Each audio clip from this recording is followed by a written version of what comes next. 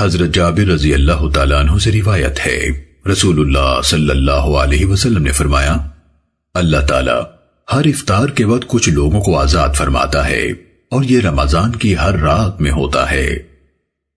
سنن ابن ماجہ حدیث نمبر 1643۔